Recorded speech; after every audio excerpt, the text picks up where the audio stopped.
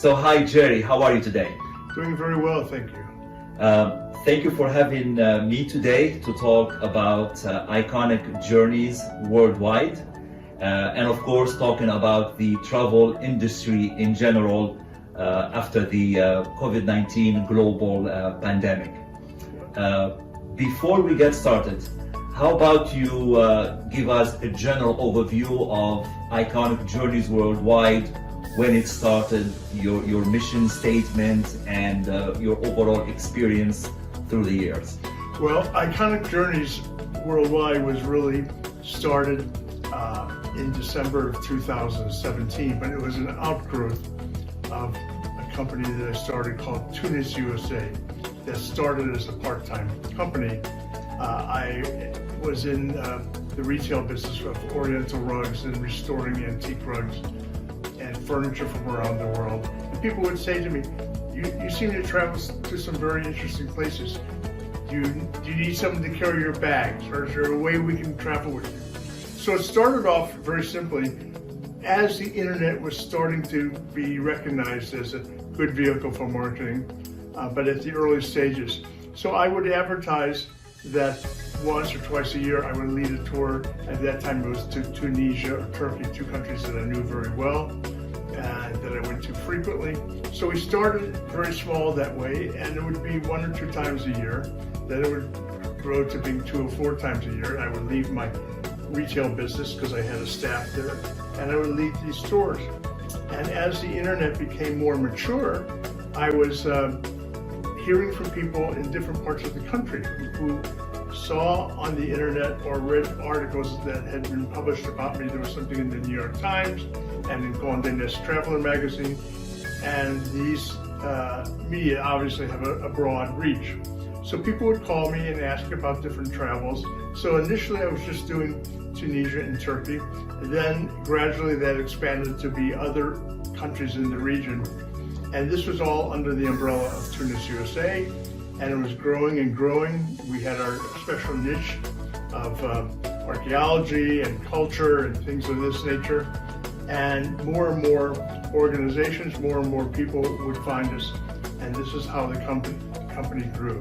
But it reached a point, our highlight was 2010, but then Tunisia was the first place that had what we refer to, or the press refers to, as the Arab Spring. And this caused a tremendous commotion in Tunisia. It then moved to Egypt, to Syria, to Yemen, to other countries. But it was a spontaneous movement in Tunisia. No one could have planned that this was going to happen. And I was living there at the time. I was living in Tunisia for 6 years as a base for the operations of Tunis USA. But the revolution completely killed tourism. No one came, no one was inquiring, and I saw that it was a rather difficult predicament because I had given up my location in the United States to live in Tunisia so that it would be closer to the destinations that we were specializing in. To sustain myself through that, we would occasionally get calls, but not very often. But I was fortunate enough to get some consulting projects with the World Bank, the European Union, and I started a program for George Washington University's Division of Tourism in Tunisia that was with the State Department grant. And I just rode the period out. Every now and then business would start again in the travel business, but then there would be some political action. The U.S. Embassy was attacked. There might be a political assassination. And again, all travel stopped. And this was going on in neighboring countries. So people had just, in general, had a fear of the region. So as I felt that this was inhibiting our growth, and this closeness to the Middle East was also inhibiting people from wanting to come, I returned to the U.S.